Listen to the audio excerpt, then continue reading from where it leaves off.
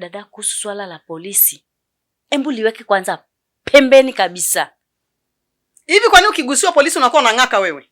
Lakini dada,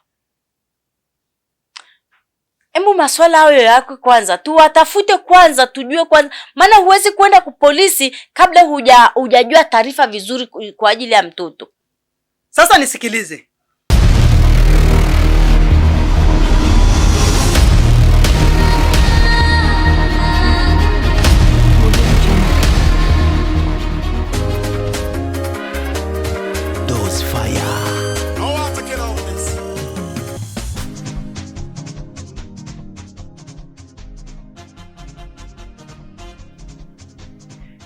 Unajua Bwana Mkalamba, nimeshangaa sana udada kumuona hapa.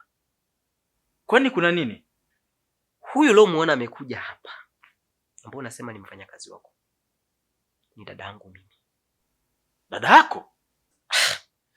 Sasa ndio vizuri, sasa tunakuwa wewe rafiki yangu, yule dada yako na tunafanya naye kazi ofisi moja. Si ndio sawa sasa? Undugu unakuwa umekamilika sasa. Bwana Mkalamba, siko hapa kwa ajili ya utani. Huyu aliyotoka hapa ni dada yangu mimi. Sawa? Lakini pia kitu kingine, huyu ndo sababu ya mambo yote mpaka mke wangu kuondoka pale nyumbani. Ewe, ina maana unataka kuniambia zile mbilinge zote ulizokuwa unaniambia sababu ni yeye? Huwezi kuamini. Kwani umemwona alivyoingia hapa amenisalimia? Haki ya Mungu. Wewe unachoshangaa ni nusu. Mimi hapa kilichonishangaza zaidi ni nilivyomwona ameingia hapa ndani.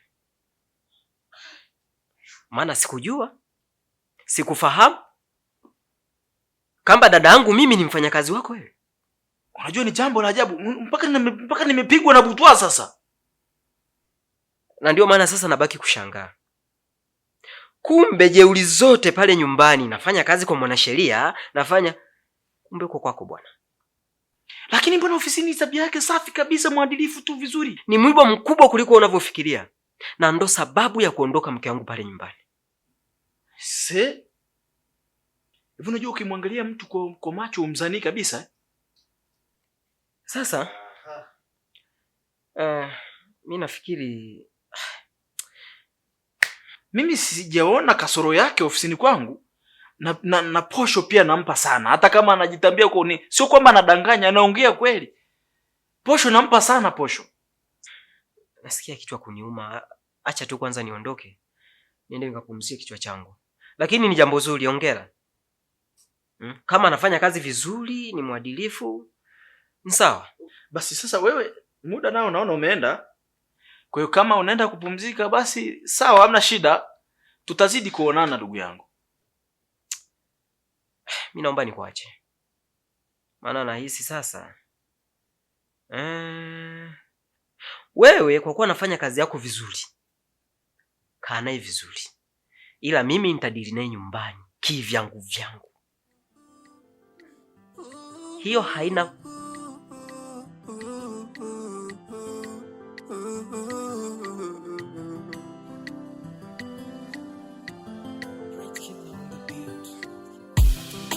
kwenye mbili uanza na moja, mimi bado unajikunguja. Pata yangu ya Mungu nisaidie, saidie. Riziki yangu imepigwa na kufuri, na nyota yangu imepigwa na muhuri. Sina na bado nalaumu tena, tunaikumbuka shule. Sina kipande cha urisi, hata ningeenda shule. Hata mupenzi nilompenda na ikanikimbia, nahisi na mikosi. Mungu nisaidie, naomba dua Taurati Biblia, riziki zifunguke, Mungu saidia. Kama dini nimebadili mpaka basi, na imani yangu kipimo, shida bado hazendi likizo. Natamani usiku iwe mchana na mchana iwe usiku, ila so Muumba yatapita, ni majaribu au nimerogwa. Hata nyumba sina, hata kibanda sina, nguo za kuwazima mpaka natia huruma. Hata nyumba sina, hata kibanda sina, hata nguo sina.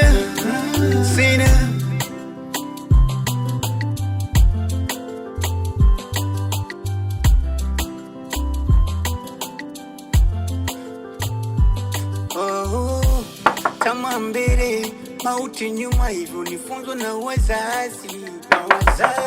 Atacha watu siwezi karibia, naogopa nitachaumia, na ndugu na mapesa yao hawataki kunisaidia.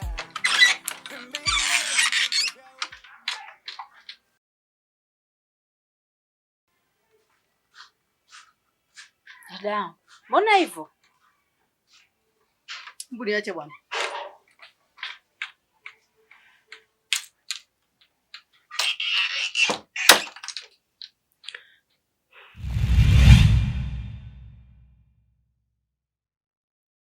Mama shikamoo. Marahaba, vipi kwema? Kwema mama wangu, sijui nyinyi mnaendeleaje? Si hatujambo, sijui nyie huko. Kweli uzima upo? Ndio. Tunashukuru kwa kila hali. Vipi na mwenzio naye hajambo? Mwenzangu anaendelea vizuri. Haya, wapi tena huko? Ni kweli leo niko mtaani kwenu. Kuna issue moja ilikuwa imenileta hapo. Lakini nashukuru Mungu nimemaliza. Mwanangu, yaani umekuja mtaa huu unashindwa kuja kunisalimia mama yako hapa? Niwe lazima mamangu. Maana hii ilikuwa ni shida ya ghafla, haikuwa ugeni maalum. Unaona? Kwa hiyo ni bahati tumekutana. Japo nitapanga siku maalum ya kuja kusalimia mamangu. Lakini mtambue mna muda mjeje kuniona mimi mama yenu. Ni kweli. Tuwie lazi kwa hilo kama sisi watoto wako. Takuja mamangu. Mwambie Mwajeja nisalimie. Ni siku nyingi sana mjeje kunisalimia mimi mama yenu. Tutapanga siku maalum mama ya kuja kukusalimia. Njooni bwana mnisalimie, nimewakumbuka sana. Vipi lakini mjukuu anaendeleaje? Mjukuu jambo sasa hivi. Kashakuwa mkubwa anaenda shule sasa hivi. Ni jambo la kushukuru. Mwambie Mwajeja bwana aje nisalimie. Nimewamisi sana yani. Sawa mamangu. Haya basi. Haya mama. Ngoja na mimi nifike huko kwenye mishemishe zangu. Haya mamangu. Wasalimie sana nyumbani. Zimefika. Haya. Karibu na wewe nyumbani mama. Haya. Karibia. Haya. Dadangu, nini kimekukuta? Shida ni nini?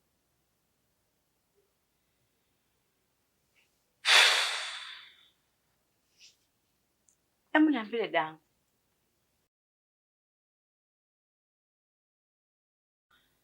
Dadangu, ukiwa hivyo, unataka niweje? Shida ni nini mpaka uko kwenye hali hiyo? Hivi, sukae. Yaani nilivyotoka nimevurugwa na wao wanataka kunivuruga vile vile.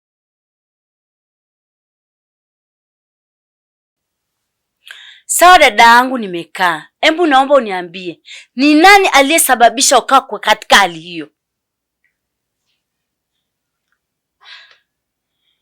Mdogo wangu, nisamee maana nimetoka na hasira kule, sasa nikajikuta na kumalizia nawe hasira.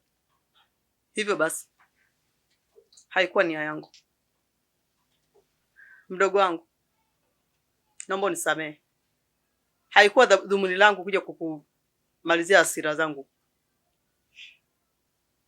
Kicho nifanya nitoka na hasira kule, nimekutana na wifi yake na Mwajei. Kanikera yule mtoto. Kaniboa. Sijui hata nikwambie nini. Hivi kwanza anapata wapi ujasiri wa kukujibu yeye anavyotaka? Ilikuwa nampa tu taarifa kwamba anaenda kuwasalimia. Kwa jinsi alivyonipokea, yeye utafikiri tulikuwa na ugomvi. Kwani huyo wifi yake Mwajei ni mtu mzima? Nikwambia kitu. Yule mama ana malezi mabovu. Niongee tu ukweli. Yaani yule mtoto hajui mtu mzima, hajui kuna mtoto. Yaani pale ameshajua kwamba amefika. Si wa kuolewa, ni la kuzekea tu hapo nyumbani kwao, lakini mtoto ana mdomo mchafu yule. Sasa dadangu, kama wewe ulikutana na wifi yake akakujibu hivyo, akakuletea fedheha hivyo, na huyo mtoto wetu atakuwa kwenye wakati gani? Nimekumbuka. Vipi lakini huko hamjambo? Hatujambo, tunashukuru Mungu. Ndio. mambo yanaenda, uzima upo. Kwa hiyo Mungu anasaidia. Kazi mjini zinaendeleaje? Kazi mamangu, tunashukuru Mungu. Unajua ukikaa bila kazi napo, yani kuna kuaga na changamoto. Lakini una kazi unajishughulisha, inakuwa yani inapendeza zaidi. Kadri tunavyozidi kujitafuta, Mungu anafanikishia. Hivi Kanti anaendeleaje? Hajambo, yupo anaendelea vizuri na kazi anazichapa kweli kweli. Maana yule ni jembe. Yaani pale hujakosea. Lakini pia alinipa taarifa zako, akaniambia unasalimiwa bana. Alikufikishia taarifa? Alinifikishia. Kweli yeye ni mwaminifu. Nilikutana naye siku moja. Mamangu. Nikamwambia mwambie mkwe wangu wembo anikumbuke hata siku moja aje tusalimie. Sawa, karibu. Asante mama. Karibu sana. Sasa mama, na shida mamangu. Yaani kukiwa kuna tatizo ndio unanifuata? Hapana mamangu.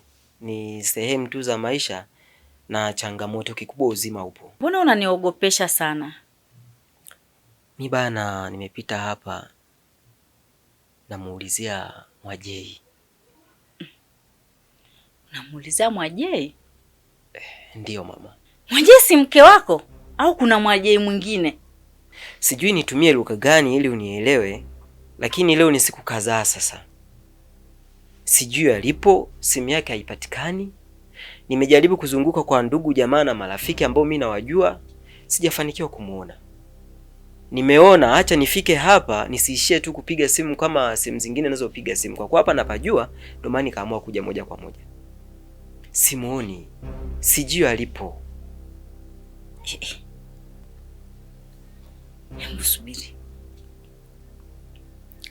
Mlipanda gari moja au kila mtu alipanda gari lake?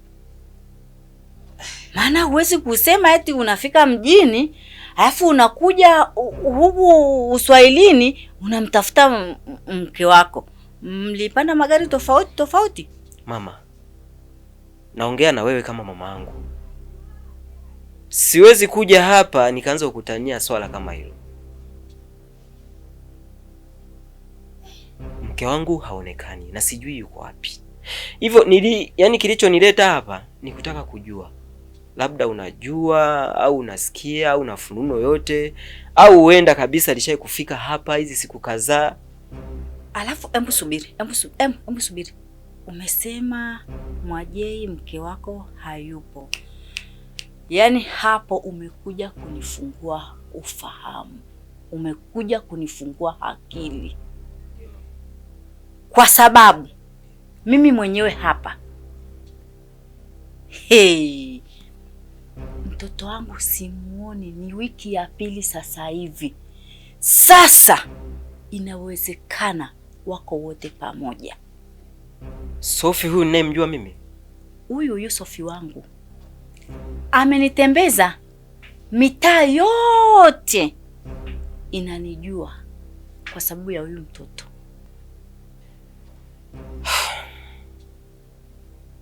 Mama, hili swala tena limekuwa kwangu ni jipya. Sikujua wala sikuelewa kwamba na Sophie naye hayupo. Yaani namaanisha huyu Sophie na Mwajei watakuwa wako njia moja, wako pamoja kwa sababu ni walikuwa marafiki kupitiliza. La Mwajei lake na la Sophie lake ni watu ambao wana connection, wanawasiliana kila saa na kila sekunde.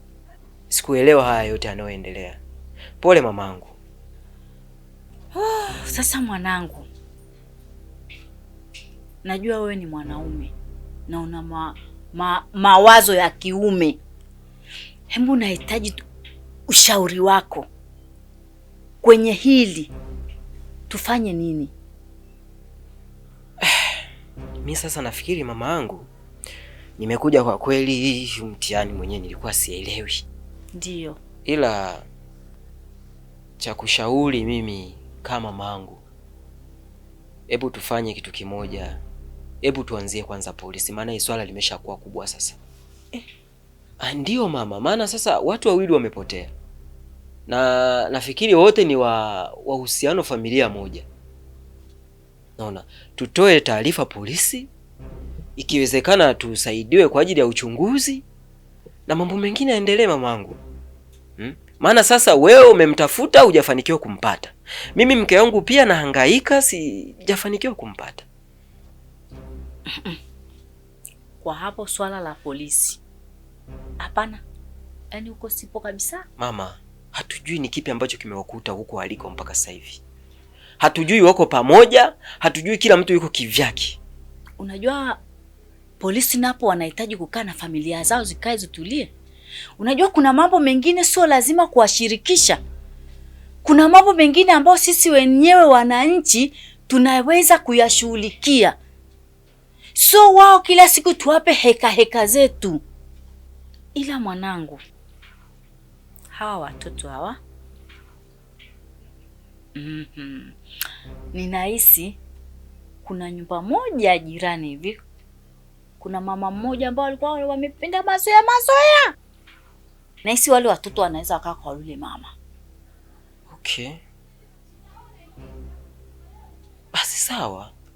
Mimi nafikiri kwa kuwa wewe una hizo fununu na mimi pia nina za kwangu ambazo nakutana nazo kutoka kwa watu. Cha kufanya sasa tugawane majukumu. Mama yangu wewe jitahidi upite pale ambapo unahisi. Na mimi acha nikapite ambako naambiwa na kusikia fununu. Hivi samani lakini mkwe wangu. Hivi mama yake anajua hili? Mimi nafikiri mama yake anajua. Kwa hiyo nafikiri hilo halina tatizo. Sawa mtoto wangu, lakini kwenye swala la mama yake kujua, kama alikuwa anajua, mbona mimi hajanishirikisha hili? Ila mimi cha kukushauri, kama yule mama hajui mtoto wake alipo, mapema sana umfuate. Nahisi hujuagi varangati lake. Umpe taarifa mapema, maana dadangu namjua. Angejua hili, angeshanifikisha.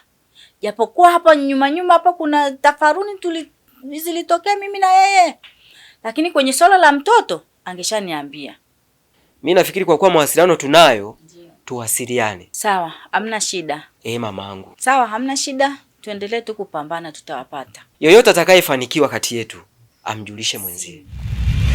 Juzi Mashimba alikuja hapa kwangu. Akaniambia Mwajei hayupo, ni wiki ya pili haonekani nyumbani. Sasa ulivyoniambia umekutana na wifi yake Mwajei, huenda ikawa mtoto wa watu amepata misukosuko mpaka akaona akimbia ile nyumba. Mbona usiniambia na wewe kidudu mtu? Bana dadangu, sio hivyo. Kwa sababu mimi alivyokuja hapa nilimuuliza, dadangu anajua hizi taarifa za mtoto wake? Akaniambia ndio anajua, nilishamwambia. Kwa hiyo mimi alivyoniambia kwamba mmeshaongea, mimi nikaona hamna tena haja ya kukukera tena kuhusu swala hili. Kuna taarifa gani ambayo uliniletea? Baada ya kumuona Mashimba amekuletea taarifa kama hiyo. Ulinipigia hata simu kaniambia? Dadangu nitoe huko kabisa. Mimi sibadilishi mawazo. Njia yangu ni ile ile naifuata. Twende polisi. Dada, kuhusu swala la polisi, embu liweke kwanza pembeni kabisa. Hivi kwa nini ukigusiwa polisi unakuwa unang'aka wewe? Lakini dada, embu maswala hayo yako kwanza, tuwatafute kwanza, tujue kwanza. Maana huwezi kwenda kwa polisi kabla hujajua taarifa vizuri kwa ajili ya mtoto. Sasa nisikilize.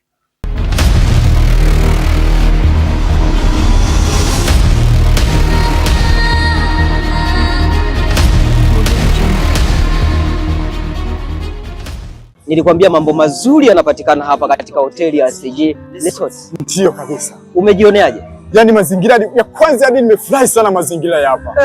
Na nina enjoy kabisa. Ase, Bana wewe. Kwanza naomba nisikilize. Ndio kabisa. Ukishafika hapa kama nilivyokuahidi. Ndio. Utalala, utakula, utakunywa, restaurant, kila kitu.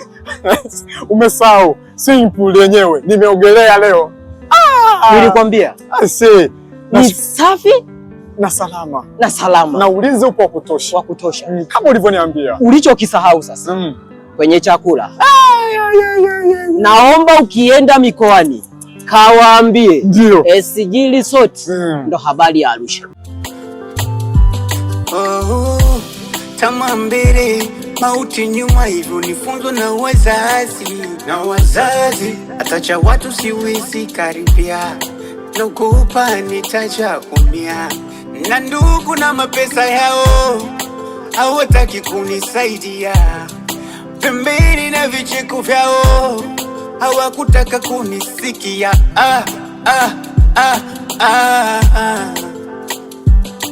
Sema na nguo zimejaa viraka, mikono nyuma, mtaani nachongea. Yani sina msaada, ninapopita barabarani wanaongea.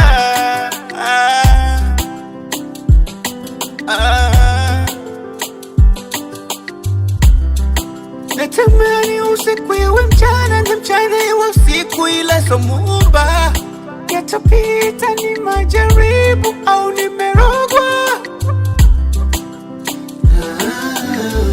Hata nyumba sina, hata kibanda sina, nguo za kuwazima, paka natia huruma.